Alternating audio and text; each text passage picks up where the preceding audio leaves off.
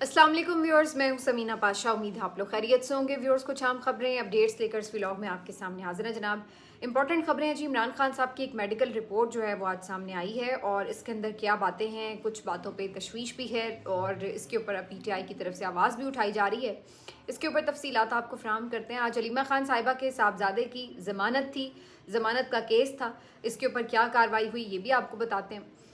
उसके अलावा जी एक पीटीवी के एंकर को मुअत्तल कर दिया गया आज, और ये बहुत ज़्यादा तनकीद की जद में रहते हैं। ये कौन है और क्या इनका जुर्म था, इसके ऊपर आपको तफसील बताएंगे। और इसके साथ साथ जो सैलाब की सूरत हाल है उसके ऊपर मज़ीद कुछ गुफ्तगू होगी कि किस तरीके से किस तरह से एक कैंपेन जो है वो लीड कर रही है और क्या कुछ चल रहा है। तो इन सब चीज़ों के ऊपर बात होगी। आपसे रिक्वेस्ट है कि चैनल को सब्सक्राइब कर लें अगर अभी तक सब्सक्राइब नहीं किया।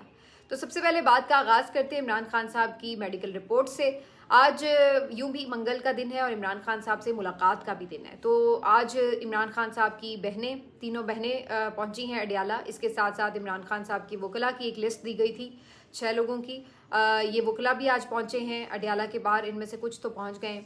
इसके अलावा कुछ पीटीआई के अरकान भी आपको नज़र आ रहे हैं अडियाला के बाहर, और कारकुन भी आज बड़ी तादाद में आए हुए हैं। तो ये पिछली ट्यूसडे को भी हमने देखा था कि काफ़ी बड़ी तादाद में कारकुन आए हुए थे और आज भी कारकुनों की एक खासी तादाद मौजूद है। तो ये अब एक ट्रेंड देखने में आ रहा है कि पीटीआई की तंजीम जो है वो ख़ास तौर पर इस चीज़ को इंश्योर कर रही है कि इमरान खान साहब की मुलाकात वाले दिन कारकुन जो हैं वो वहाँ पर आते हैं। और आज सिमाबिया ताहिर साहिबा भी पहुँची हुई हैं, शाहिद खटक भी हैं, और भी कुछ जो अरकान हैं वो नज़र आ रहे हैं। और इसके साथ साथ ज़ाहिर इमरान खान साहब की बहनें तो पहुँची ही हैं।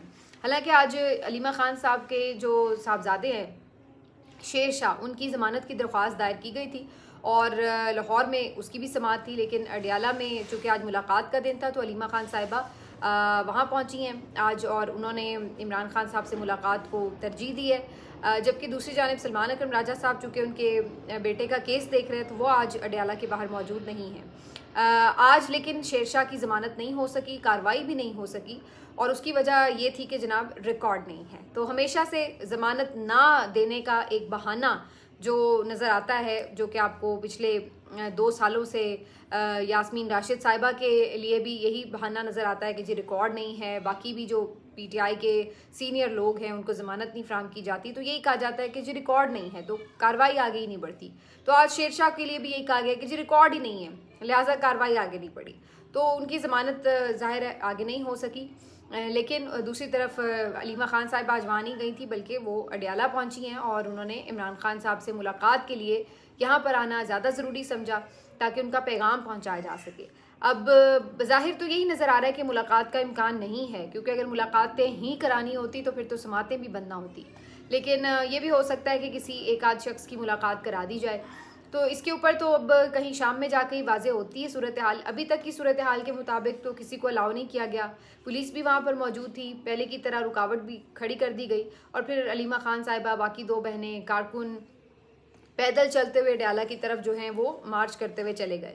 तो ये तो अब हमें रोज़ की रूटीन ही ऑलमोस्ट नज़र आ रही है, हर ट्यूसडे की रूटीन ही नज़र आ रही है कि इसी तरह से उनको ख्वार किया जाता है। आज तो वहाँ पे ज़ाहिर है पानी की वजह से कीचड़ भी है, और बारिश का तो हमेशा ही अभी भी 2-3 दिनों तक इम्कान भी है, मुमकिन है कि आज भी बारिश हो जाए। तो बहरहाल मौसम की गर्मी सख्ती के बावजूद वो तो वहाँ पहुँच गए हैं। अब अगर उनकी मुलाकात हो जाती है, कोई पैगाम आता है उसके हवाले से, तो आपको अगले व्लॉग में डिटेल शेयर करेंगे। लेकिन जो इमरान खान साहब की एक मेडिकल रिपोर्ट सामने आई है उसके बारे में बात करना बड़ा ज़रूरी है। इमरान खान साहब की एक मेडिकल रिपोर्ट जो है ये सरकारी तौर पे जारी की गई है, जो कि ये बता रही है कि 12 अगस्त को, यानी पिछले महीने की 12 तारीख को इमरान खान साहब का एक मेडिकल चेकअप हुआ, एग्जामिनेशन हुआ, जो कि जो जेल के अंदर ही अस्पताल है वहीं के डॉक्टर्स ने ये एग्जामिनेशन किया। उन्होंने उस एग्जामिनेशन के ऊपर मबनी एक रिपोर्ट जो है वो आज तैयार करके जारी की है, जिसमें ये बताया जा रहा है कि इमरान खान साहब के ब्लड प्रेशर नॉर्मल है, उनकी नब्ज़ की रफ़्तार थोड़ी कम है, लेकिन उसके बारे में पहले भी एक दफ़ा बात हुई थी कि वो कोई ऐसी परेशानी की बात नहीं है। उसकी वजह ये कि इमरान खान साहब एक एथलीट हैं और एथलीट्स की आमतौर पर जो नब्ज़ की रफ़्तार है वो कम ही हुआ करती है, पल्स उनकी कम होती है, तो इसलिए इमरान खान साहब की भी कम है। 49 उसका रेट आया है, जो कि आमतौर पर एथलीट्स के लिए एक नॉर्मल बात ही है। उसके अलावा इमरान खान साहब के हवाले से जो परेशान कुन बात सामने आई है वो उनकी वो तकालीफ हैं जिनका पहले वो जिक्र भी कर चुके हैं, यानी कि कान में उनको जो घंटियों की आवाज़ सुनाई देती है और उसकी वजह से उन्हें तकलीफ़ भी रहती है।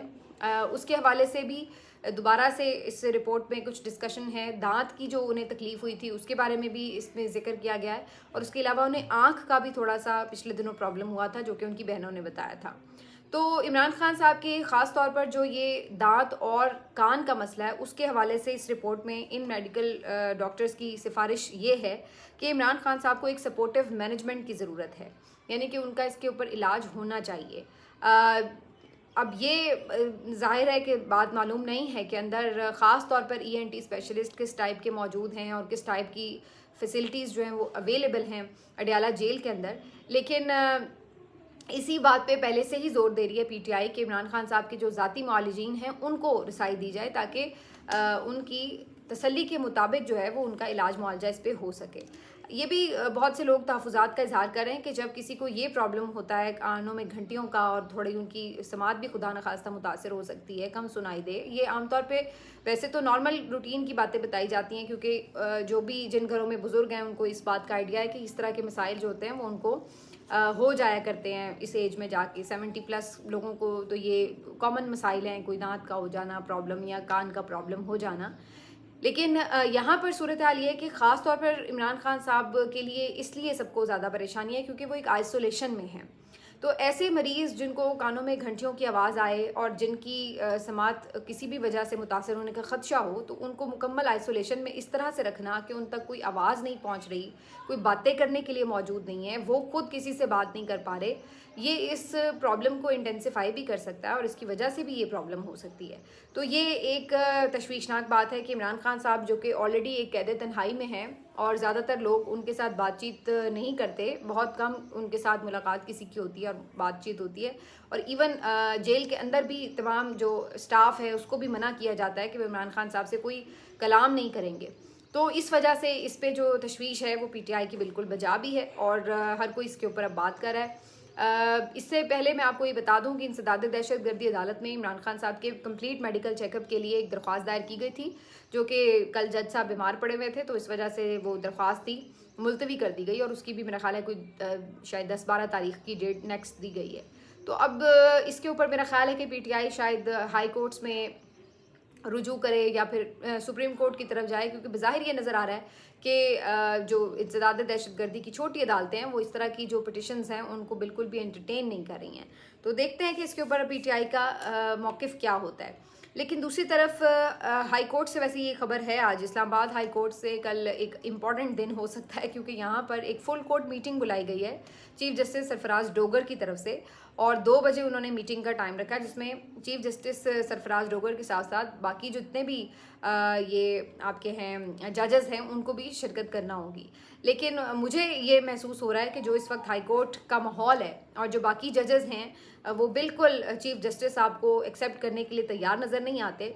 तो ऐसे में मुझे नहीं लगता है कि उनकी सरबराही में वो किसी भी फुल कोर्ट इजलास का हिस्सा बनेंगे, और अगर वो बनते हैं तो ये भी बड़ा गर्मा गर्म इजलास हो सकता है। और मेरा ख्याल ज़ाती ये है कि शायद वो बनेंगे ही नहीं, क्योंकि इससे पहले हमने देखा कि उनके हलफ बर्दारी की तकरीब हो या कोई और सेरेमनी वहाँ पे मुनक़िद की गई हो, वो किसी जगह पे भी वहाँ पे नहीं आ रहे।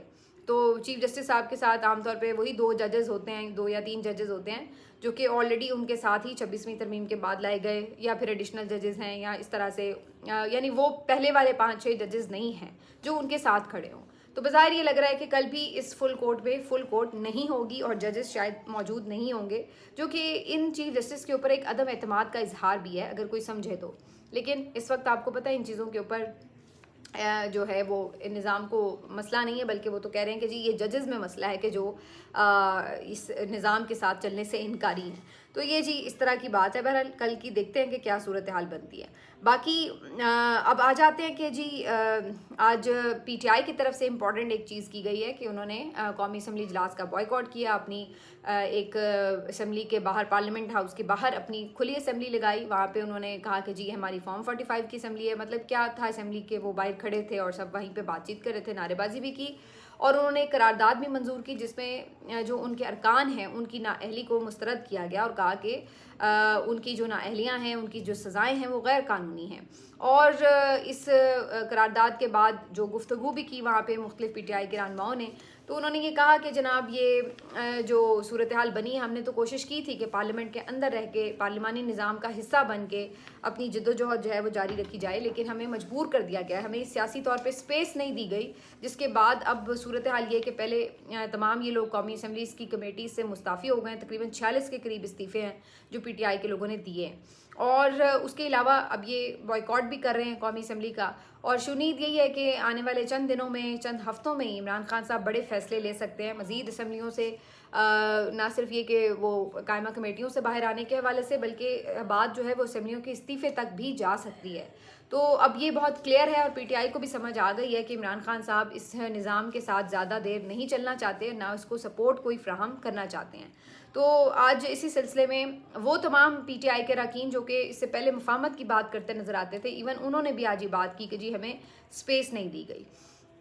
आज इसके अलावा जो एक इम्पॉर्टेंट ख़बर है वो PTV से आई है, क्योंकि PTV में जनाब एक एंकर होते हैं रज़ीद दादा साहब, और मरीम नवाज़ साहिबा के ये बड़े फेवरेट हैं। उसकी वजह तो मुझे पता नहीं है, लेकिन शायद इसकी वजह ये हो कि बहुत गलीज़ किस्म की ज़बान इस्तेमाल करते हैं, और मरीम नवाज़ साहिबा हर गलत ज़बान इस्तेमाल करने वाले और गालीबाज को बाकायदा फ़ॉलो करती हैं। अगर आप देखें तो अक्सर जो ख़वातीन के ऊपर रकीक हमले करने वाले लोग होते हैं वो सारे मरीम नवाज़ के फॉलोअर्स होते हैं, और मरीम नवाज़ उनकी फॉलोअर होती हैं। मज़े की बात है। तो ये जो रज़ी दादा साहब हैं, इनकी भी ये खासियत है, इनके ऊपर पहले भी कई बातें हो चुकी हैं, क्योंकि ये हमेशा ही कुछ ना कुछ कहते रहते हैं। ख़ास तौर पर बुशरा बीबी साहिबा के ऊपर तो बहुत गलाजत की बातें की इन्होंने, और अदरवाइज़ भी इनकी जो ख़ासियत है वो इनकी ज़बान ही है कि ये इस तरह की ज़बान इस्तेमाल करते हैं मुखालफिन के ख़िलाफ़। तो हैं ये बिल्कुल जाती उम्रा के घर के बंदे, इनको सहाफ़ी कहना तो सहाफ़त की तौहीन है। मरीम नवाज़ साहिबा इनकी खुलेआम तारीफ़ भी कर चुकी हैं, इनको गुड़ भी भिजवाती हैं रायविंड का। और सूरत हाल ये है कि इन्होंने कल एक अपने व्लॉग में बंदरों की तरह उछल उछल कर एक व्लॉग किया, और उसमें उन्होंने ख़ास तौर पर जो सिंधी कौम परस्त हैं और सिंधी जो लोग हैं जो कि कालाबाग डैम के ख़िलाफ़ हैं, उनके हवाले से बहुत ही रकीक किस्म के हमले किए और उन्हें बंदर तक कह दिया, और बहुत उनके ऊपर तज़हीक आमेज़ रिमार्क्स दिए, और उन्हें कहा कि ये एक ऐसी मखलूक है, जब भी इस तरह की बात होती है तो ये जनाब बाहर निकल के फुदकना शुरू कर देते हैं, बंदरों की तरह उछलना शुरू कर देते हैं। तो इस तरह की इन्होंने गुफ्तगू की। अब जाहिर है आप एक एथनिक कम्युनिटी को अगर इस तरीके से निशाना बनाएंगे तो ये तो आपका बहुत बड़ा वाज़े नज़र आ रहा है, और ये पहली दफ़ा नहीं है। इससे पहले ये पश्तून कौम के ऊपर भी इसी किस्म की घटिया जुमलेबाजी कर चुके हैं, ये सिंध कौम के ऊपर भी इसी किस्म की बात कर रहे हैं। और मज़े की बात यह है कि ये सरकारी TV में एंकर भी हैं, इनको कोई 15-1 लाख के करीब तनख्वाह भी दी जाती है, और हर जो समझ लीजिए आपके घर का इनका इवेंट होता है, हर जगह मौजूद होते हैं ये साहब। तो पहले भी इनके ऊपर बहुत तनकीद हुई, और बार बार ये मुतालबा किया गया था तारड़ साहब से कि जी इनको किस खासियत में, ख़ास तौर पर टैक्स पेयर के पैसे से आपने इनको TV जो है उसमें सरकारी TV में नौकरी दे रखी है, तो इसके ऊपर आप क्यों गौर नहीं करते। लेकिन मरियम के चूँकि बहुत फेवरेट से ये, तो लिहाजा इनकी नौकरी तो पक्की थी। अब इन्होंने कल जो रिमार्क्स दिए उसके ऊपर भी बहुत ज़्यादा तनकीद हो रही थी, और काफ़ी सोशल मीडिया पर तूफ़ान उठा हुआ था। मेरा ख्याल है कि खुद पीपल्स पार्टी की तरफ से भी इसके ऊपर उन्हें कुछ ना कुछ शिकायत गई होगी कि ये क्या हरकत है। तो जिसके बाद आज एक नोटिफिकेशन आया है कि जी उनको मुअत्तल कर दिया गया है।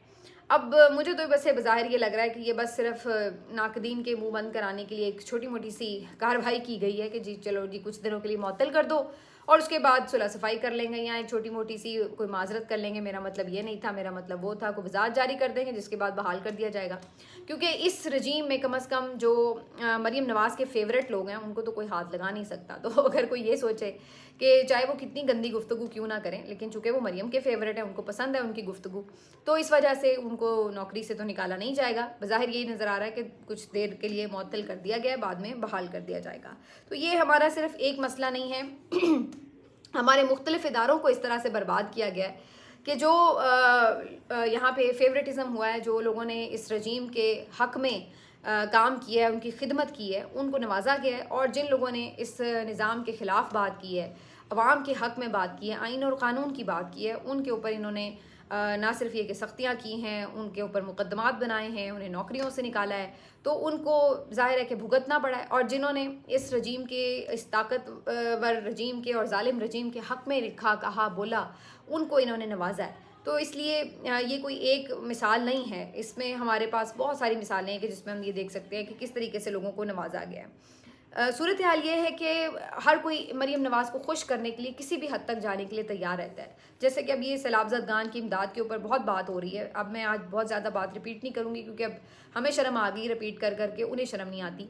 हर जगह पे जिस तरह तशहीरी मुहिम चलाई जा रही है, सैलाब को तो जैसे इन्होंने एक अपॉर्चुनिटी बना लिया है अपने लिए तशहीरी मुहिम का। लेकिन आज एक और तस्वीर जो है वो बड़ी वायरल हुई हुई है, जिसमें देखा जा सकता है कि एक मस्जिद है और मस्जिद के ऊपर जो है वो ज़िले इंतज़ामिया का कोई बोर्ड लगा हुआ है और उसके ऊपर भी उन्होंने मरियम की तस्वीर लगाई हुई है। यानी मस्जिद लिखा हुआ है बोर्ड के ऊपर और साथ में एक कोने पे मरियम नवाज़ साहिबा की तस्वीर लगाई हुई है और नीचे ज़िले इंतज़ामिया पंजाब हुकूमत जो भी उसका लोगो शोगो भी लगा हुआ है।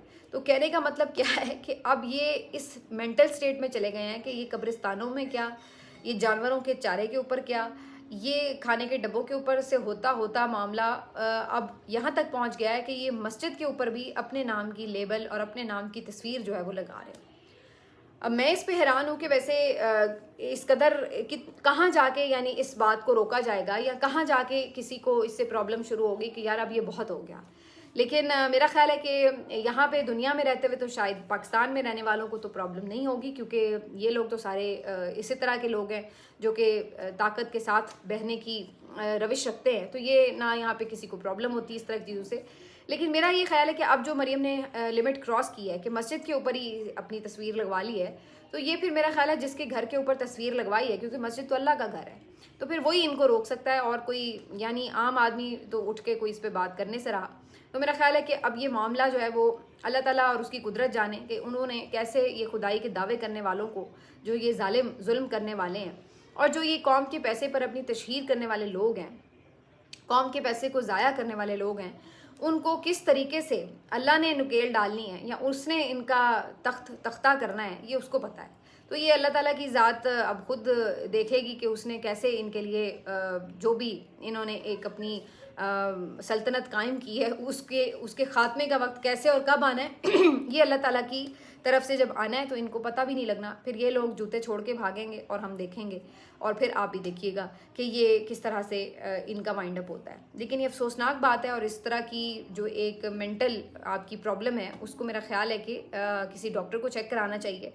इससे ज़्यादा मैं इसके ऊपर अब क्या बात करूँ। आखिर में जी आपको सिर्फ इतना कहते हैं कि जी चाइना में बहुत इम्पॉर्टेंट मीटिंग्स चल रही हैं और अच्छा, चाइना की मीटिंग्स के ऊपर मैं देख रही थी कि दोनों तरफ से ना बड़ी मज़ेदार वीडियोस शेयर हो रही थी।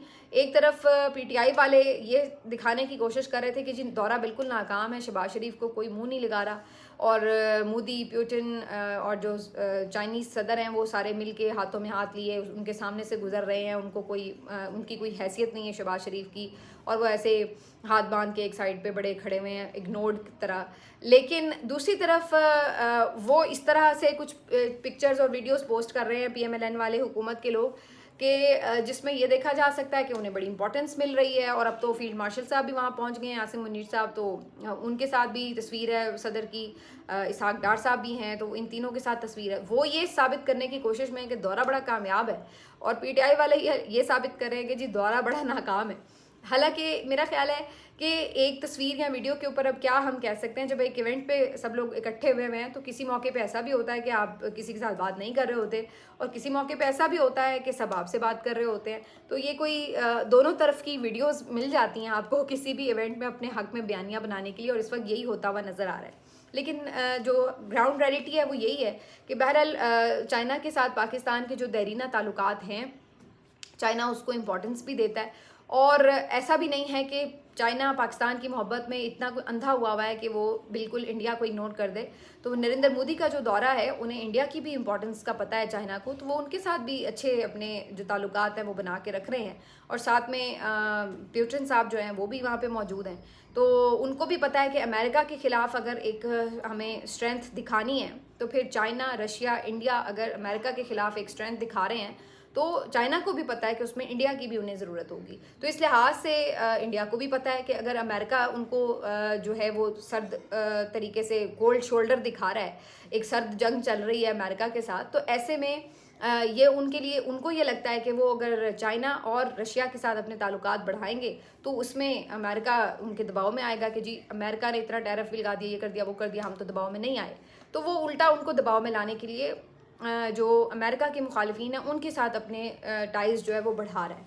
तो ये सारी एक इंटरनेशनल पॉलिटिक्स है और इसमें कोई आप ये ना समझें कि कोई किसी के मफादात नहीं होते और कोई प्यार मोहब्बत में ये सब कर रहा होता है। हर मुल्क के अपने मफादात होते हैं और वो उसी हिसाब से अपने जो मफादात के तहत ही दूसरे ममालिक के साथ ताल्लुकात को उस्तवार करता है। और यही कुछ चाइना कर रहा है, यही इंडिया कर रहा है, यही अमेरिका कर रहा है और यही पाकिस्तान को करना होता है। तो इसलिए कोई भी हुकूमत हो, कोई भी हुक्मरान हो, लेकिन ये चीज़ें जो हैं इंटरनेशनल रिलेशंस जो हैं वो इंटरनेशनल मफादात के तहत ही चला करते हैं और इस वक्त भी यही सूरत हाल है। मिलते हैं आपसे अगले वीडियो में, अपना ख्याल रखिए। अल्लाह हाफिज़।